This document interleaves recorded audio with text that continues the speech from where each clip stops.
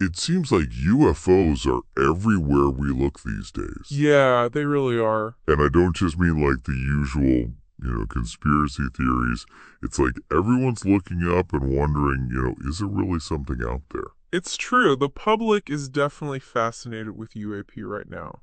Yeah. Unidentified aerial phenomena. Right, UAP. And it's not just, grainy photos or shaky videos anymore. It's Right.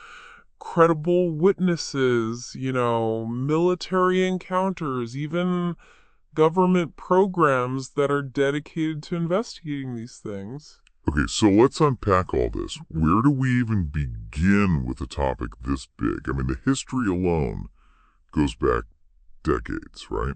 Absolutely. Reports of strange objects in the sky go back to the early 1900s, even before we had the whole flying saucer idea in the 40s. Right, yeah. In fact, one of the earliest official investigations was Project Blue Book, run by the U.S. Air Force from 1947 to 1969. Wow. They looked into over 12,000 reported sightings. Project Blue Book. Wasn't that the one that basically said UFOs were nothing to worry about? That's where the controversy comes in. They explained away a lot of sightings as, misidentified aircraft or natural phenomena, Yeah, but hundreds of cases just remained unexplained. right. And of course, that just made people even more curious and interested. It's like they tried to shut it all down, but the mystery just kept coming back. Exactly. And then you have cases like the 1952 Washington, D.C. sightings. Yeah. Multiple witnesses, radar confirmations, objects over the Capitol building. That had to be a big deal. Oh, definitely. The 1952 sightings really worried the public and the government. They even looked into some metallic debris that they thought might be from those events. Wow. And then later in the 60s, there was the Condon Report, a big scientific study that tried to dismiss UFOs altogether. Okay. But even that didn't stop people from seeing things, and some researchers kept carefully documenting them. So we've got decades of documented sightings, government investigations that didn't really give us clear answers, and a public that's really wants to know what's going on. It's true. I think these catalogs of specifically aeronautical UFO sightings are really interesting. Oh, you mean like Dominique Weinstein's Aircat? Yes. That one focuses on cases with pilots, radar operators, air traffic controller, people like that. Right, professionals. Exactly. And a big chunk of these are radar visual cases, meaning it's not just one person seeing something. Oh, so multiple sources are confirming that something unusual is happening. That's right. So it's not just one person seeing things. Right. We're talking about trained professionals with all this sophisticated equipment all seeing the same thing. That adds a whole new level of credibility, don't you think? It definitely makes it harder to just brush it off as people making mistakes or making things up. And speaking of multiple confirmed sightings, that brings us to what happened recently in New Jersey. The New Jersey drone sightings. Exactly. It sounded like something right out of the X-Files reports coming in from all over the state. People describing everything from small drones to ones the size of vans. What was the official word on that? The FBI and the Department of Homeland Security investigated it. Yeah. And their statement was that they found no evidence of a national security threat or any involvement from other countries. Which basically doesn't tell us anything, right? Pretty much. I mean, if it wasn't dangerous and it wasn't another country, then what were all these things that so many people were seeing? That's the question, isn't it? And what's even more interesting is that the government has its own programs that are looking into UAPs. Wait, so they've been investigating this the whole time, even while they were downplaying it publicly? Seems like it. We know now about programs like 8-TIP, the Advanced Aerospace Threat Identification Program, which was run right inside the Pentagon. A-tip. That's the one Luis Elizondo was in charge of, right? The one that was super secret until we blew the whistle. That's the one. Elizondo's revelations were a big deal. They were? Suddenly it was confirmed. The government was taking UAPs seriously. They were analyzing radar data pilot reports, even trying to get their hands on materials connected to these objects. And then we had those congressional hearings where David Grush, a former intelligence official, testified under oath about a crash retrieval program. Oh, yeah. He even talked about recovered non-human biologics. I mean, how do you even wrap your head around that? It was pretty shocking. And Right. what's even more significant is that Senator Marco Rubio confirmed that other whistleblowers have backed up Grush's claims. So multiple people with first-hand experience are all saying the same thing, that the government is hiding evidence of alien technology. That's what they're claiming. That's almost impossible to believe. It's a huge change from the days of Project Blue Book. It is. And it's led to people demanding more transparency. There's even proposed legislation to declassify documents about UAPs. It feels like things are finally coming to a head. The Intelligence Community Inspector General even said that Grush's claims are credible and urgent. That's right. This isn't some fringe topic anymore. It's a national security issue. And maybe even the start of a scientific revolution. But the big question is still out there.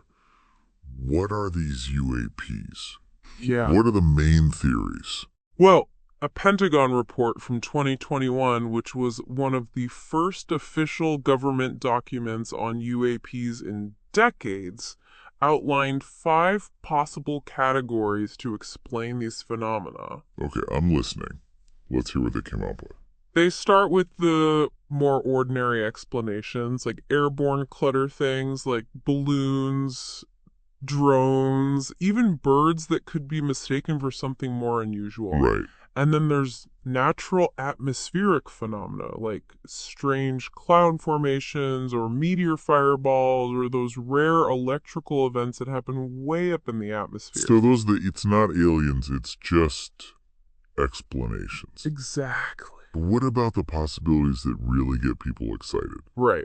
Well, the next category is U.S. government or industry developmental programs. So the idea here is that some UAPs could be advanced aircraft or drones being tested, top secret stuff. The classic black budget projects theory. Always a favorite. Of course. And we can't forget about foreign adversary systems. The report says that some UAPs could be advanced technology developed by countries like China or Russia. Makes sense. If another country has something that can outperform our aircraft, we definitely want to know about it. Absolutely. And finally, the report has a catch-all category, other. Okay. This is where things get really interesting, because it allows for explanations that go beyond what we currently understand about physics or technology. If we have absolutely no clue what this is, category. That's the one that gets the imagination going, right? You got it. And the report doesn't rule out any of these categories. Okay. It says that because there's not much high-quality data, it's hard to say for sure what UAPs are or what they're doing. So basically they're saying they don't know what most of these things are, but they also admit that some UAPs seem to have unusual flight characteristics.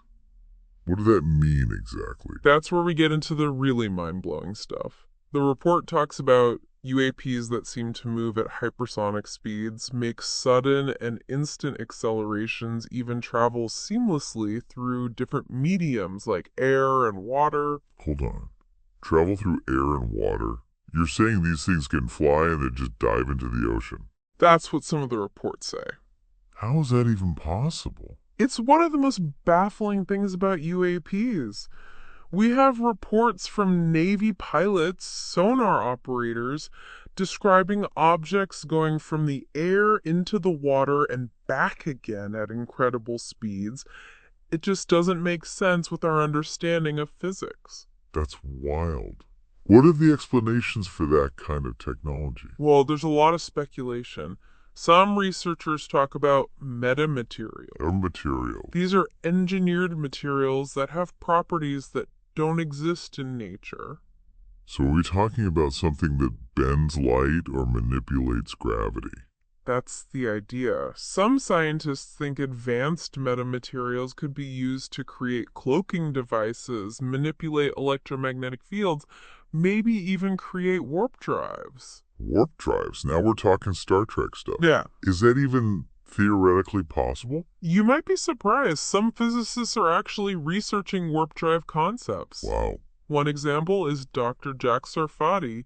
He's proposed a theoretical framework for a metric engineering propulsion system. It's complicated stuff, but basically it's about manipulating space-time to travel faster than light. My head is spinning. Metamaterials, warp drives, objects that can fly and swim at impossible speeds. Is there anything else out there? There is one theory that's been getting more attention lately. It's called the cryptoterrestrial hypothesis. Cryptoterrestrial? What does that even mean? This theory suggests that UAPs might not be extraterrestrial at all, Okay. but instead are connected to some non-human intelligence that's already here on Earth. Wait, you're saying they're already here hiding in plain sight? That's the basic idea. People who support this theory believe that these non-human entities could be living in hidden places, underwater or underground, maybe with advanced technology that we just don't understand. That's crazy. It's like something out of science fiction. Yeah. But after everything we've talked about, government secrets, whistleblowers, objects that defy physics, it's hard to just dismiss it, isn't it? It's definitely something to think about. And it raises a big question for all of us. After considering all this, do you believe in the possibility of extraterrestrial life visiting our planet? It's a tough one. On the one hand, we have all this evidence, credible witnesses, government programs, even hints of technology that's way beyond what we know. It's hard to ignore all that. I agree. It's getting harder and harder to say that this is all just hoaxes or misidentifications. The government's own reports admit that some UAPs are doing things we just can't explain. But on the other hand, the idea of aliens visiting Earth is just so well alien. Right. It completely changes how we understand everything. It would be a huge shift in how we see the world. It would be a total paradigm shift, no doubt. Hmm. But remember, science is all about challenging what we think we know, and being open to new discoveries no matter how crazy they might seem. We have to be willing to think outside the box. You know, I'm usually a pretty skeptical person, but after looking at all this information, I have to admit there's a part of me that wants to believe. The idea that we're not alone in the universe, that there are other intelligent beings out there, it's both scary and incredibly exciting. It's the ultimate mystery, isn't it? And maybe as we learn more, we'll get some real answers. Or maybe we'll end up with even more questions. That's the beauty of exploring the unknown. So where do you stand? Do you believe? If you'd asked me a few years ago, I probably would have given you a straightforward scientific answer about how there's no conclusive evidence. Right.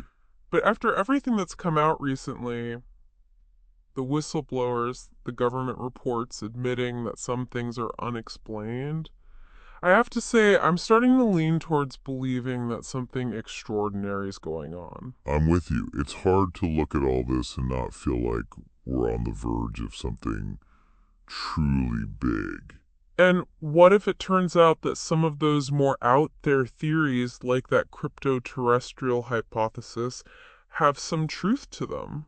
What would that mean for how we understand life and our place in the universe? It's mind-blowing to even think about. It would mean rewriting history books, rethinking our whole cosmic narrative. It would be a humbling experience for sure, but it would also open up amazing new areas of scientific research. Imagine the possibilities. It's almost too much to take in. I think I need a minute to just let all this sink in. I get it. It's a lot to process. Okay, so let's circle back to something you mentioned earlier, the government's efforts to gather more data on UAPs. What are they actually doing? So one of the biggest things that has happened in recent years is the creation of the All Domain Anomaly Resolution Office, AARO. Okay. It was established in 2022, and they are tasked with coordinating all UAP-related activities across the Department of Defense and the intelligence community. So it's like a central hub for everything UAP. Yeah, pretty much. And their mission is really quite broad. They're responsible for collecting, reporting, and analyzing UAP data, Right. developing standardized procedures for how to investigate UAP sightings, and coordinating with other government agencies and even international partners. It sounds like they're really taking this seriously. Oh, they are. AIO is staffed with some of the top scientists and intelligence analysts in the country, and they have access to some very highly classified information and technology. What about private organizations? Are they playing a role in this research too? Oh, absolutely. There are a number of non-governmental organizations that are conducting their own investigations and research into UAPs. One big one is the Galileo Project, Okay. led by Avi Loeb, who's a very well-known astrophysicist at Harvard University. What's their approach to UAP research? So the Galileo project is taking a very scientific and data-driven approach. They're using, very sophisticated instruments, telescopes, cameras, radar systems, audio sensors, all kinds of things to try to collect as much data as possible on UAPs. Wow. Their goal is to really identify and characterize these phenomena, as rigorously and objectively as possible. It's like they're trying to take the stigma away from UAP research and make it a legitimate scientific endeavor. Exactly, yeah, and I think that's so important. For so long, the study of UAPs has, been kind of pushed to the fringes of science, dismissed as pseudoscience or conspiracy theory. Right. The Galileo Project and other organizations like it are really trying to change that, to bring UAP research into the mainstream. Yeah, that's great. It's definitely a sign of progress. What about international cooperation? Are other countries as open to investigating UAPs as the US seems to be now? It really depends. Some countries like France and the UK, they've been relatively open about their interest in UFOs for quite a while. They've released government files and reports, and they've even done their own official investigations. Okay, what about other countries?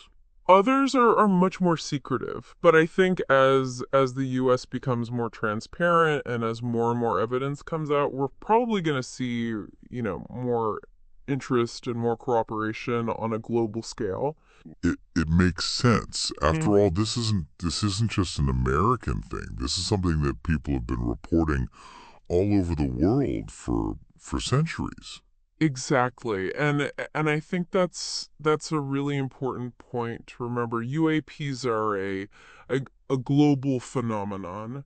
So to really get to the bottom of this mystery, it's going to require a global effort. It's like we're all in this together, humanity united in our quest Yeah. to understand the unknown. In a way, yeah. And I think that's one of the most positive aspects of this whole thing. It has the potential to bring people together, to kind of transcend national boundaries and to get us to focus on something bigger than ourselves. And that brings us back to one of the categories we talked about earlier, the UAPs that just can't be explained by conventional means, right? The ones that seem to operate outside the boundaries of what we currently understand about physics. Like the ones in that mysterious other category. What are some of the theories that people have come up with to try to explain those really baffling cases? So one theory that has, been getting some attention among scientists and researchers is this idea of metric engineering. Metric engineering. That sounds like something straight out of Star Trek. What does that even mean? It's a pretty complex concept, but basically metric engineering is this idea that you could manipulate the fabric of space-time itself. Whoa, okay. So imagine, a technology that could warp space-time around a craft, allowing it to travel, incredible distances in an instant. Whoa. That's that's mind blowing. Like folding space and time, taking a shortcut through the universe. Is there any actual scientific basis for this theory, or is it just pure speculation? It's definitely on the very cutting edge of theoretical physics, and we're a long way from having any concrete proof. Hmm.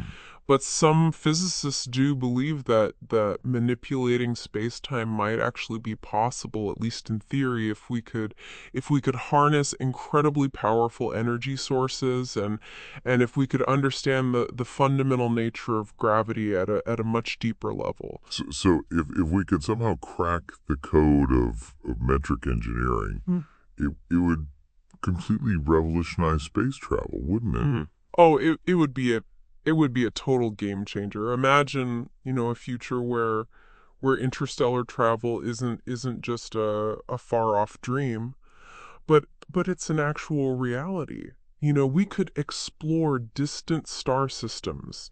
We could encounter other civilizations. We could truly expand our understanding of the universe. It's a pretty amazing thought. Okay, so we've got metric engineering as one possible explanation for those UAPs that seem to defy the laws of physics as we know them. What are some other theories that people have proposed?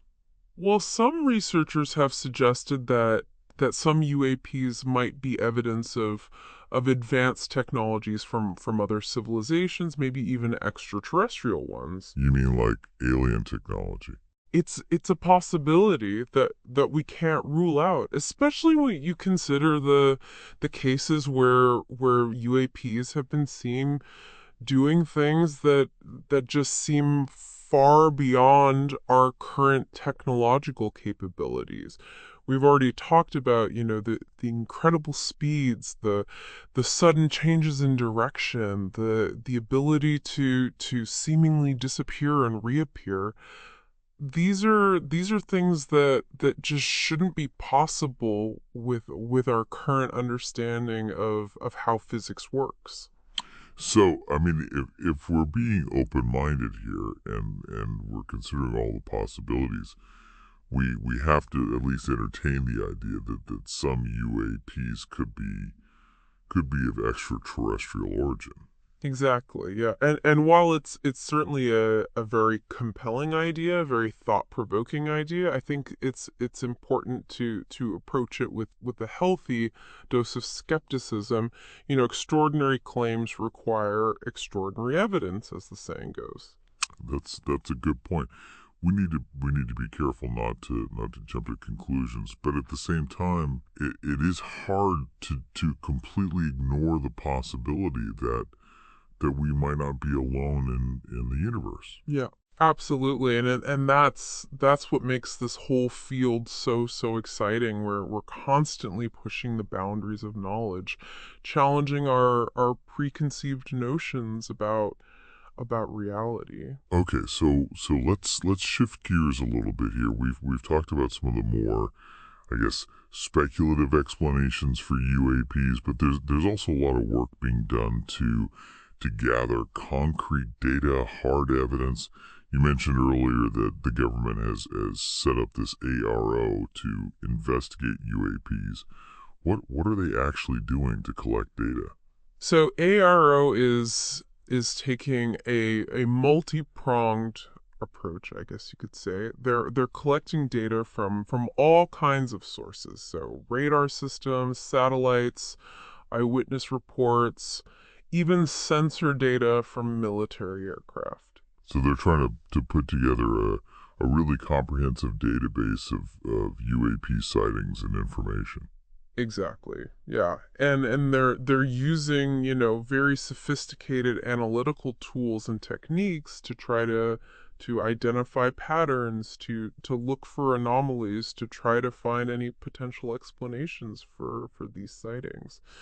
It sounds like they're really treating this as a serious scientific investigation. They are, yeah. And Yeah. and they're not just relying on their own resources either. They're collaborating with other government agencies, academic institutions, even private organizations to try to bring the best minds and the best resources to bear on this problem.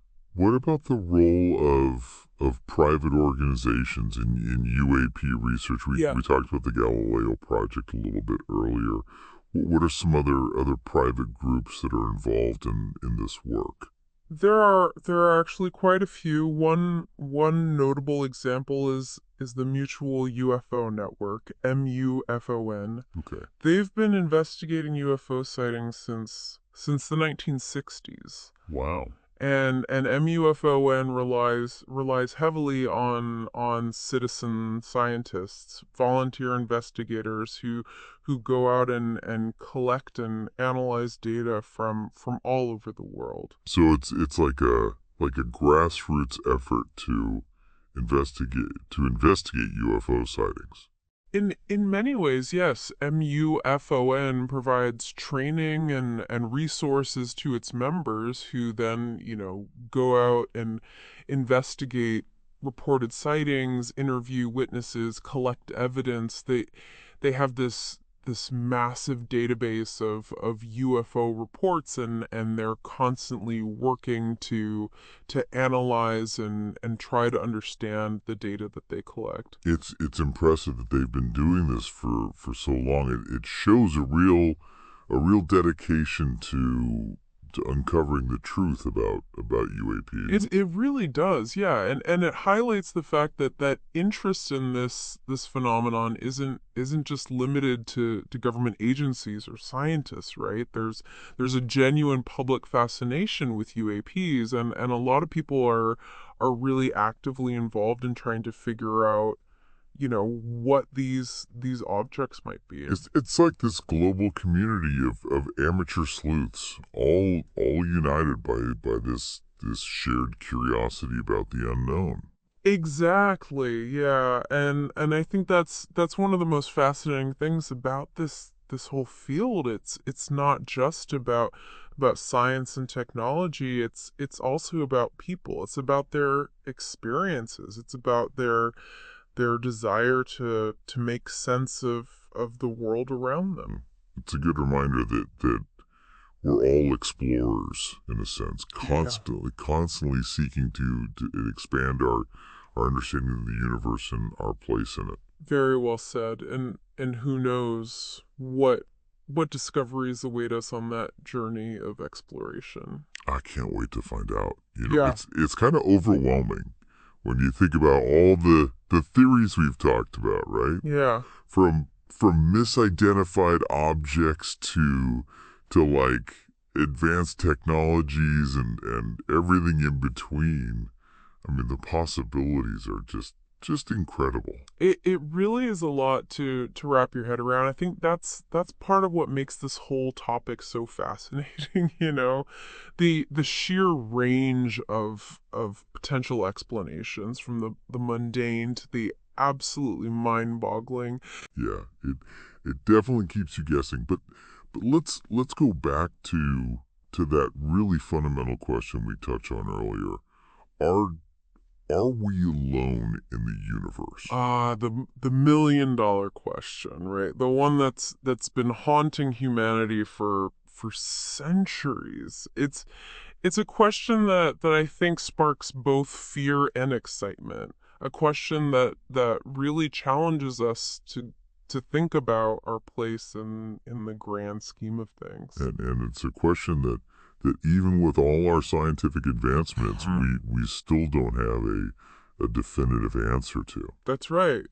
Despite, decades of research, countless sightings, all these government investigations, the existence of extraterrestrial life is still a mystery. But we have learned a lot along the way, haven't we? I mean, our understanding of the universe has just grown exponentially, and we're developing these incredible tools to help us explore the cosmos. Absolutely. I mean, Yeah. just think about the progress we've made in astronomy, astrophysics, space exploration just in recent years. We've discovered thousands of exoplanets, planets orbiting other stars, and some of those planets we think might actually have conditions that could support life. It's amazing to think that there could be other worlds out there, maybe even teeming with life, maybe even intelligent life. It really is. And with every new discovery, I think the possibility of us encountering other civilizations feels a little less like science fiction and a little more like an inevitability. So where do you personally land on this whole question of extraterrestrial life? I mean, do you believe that we've been visited by aliens?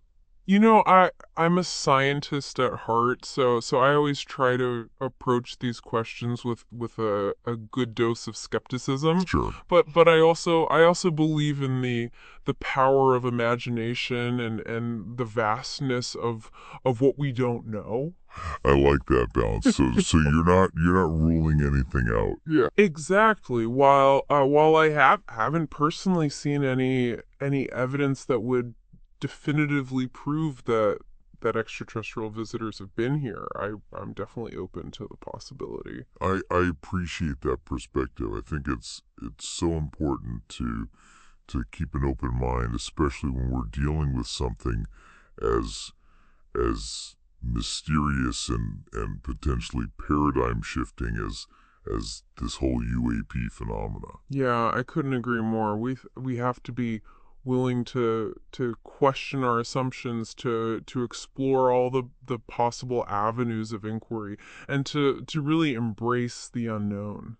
It's like we're on this grand adventure, you know, a quest to try to unravel the deepest secrets of the universe. And who knows what wonders are waiting for us on that extraordinary journey. Well, on that note, I think it's probably time for us to wrap up this incredible conversation. It's been an amazing journey exploring the world of UFOs, UAPs.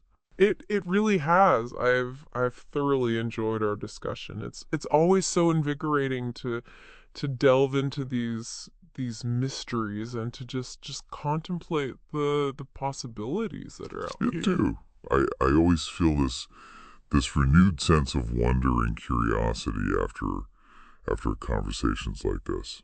And that's the beauty of it all, isn't it? The pursuit of knowledge, the exploration of the unknown, the constant questioning and seeking. That's what drives us forward as a species. Very well said. And before we go, I just have to share a thought that's been kind of popping into my head. All this talk about signals from above, searching for connection in the vastness of space, it reminds me of a certain song. Oh, dude. It's a classic rock anthem, and it just perfectly captures that yearning for contact, that sense of of awe and wonder that we've been talking about. It's called Satellite by Def Leppard. Have you heard it? Of course. Yeah, it's an excellent choice. Might just have to give that a listen on my way home. I think it's the perfect way to end our exploration of the UAP phenomenon. So, Mm. to all our listeners out there, I encourage you to keep looking up, keep asking questions, and keep that sense of wonder alive. And never forget, the universe is full of surprises, and the truth, whatever it may be, is out there waiting to be discovered.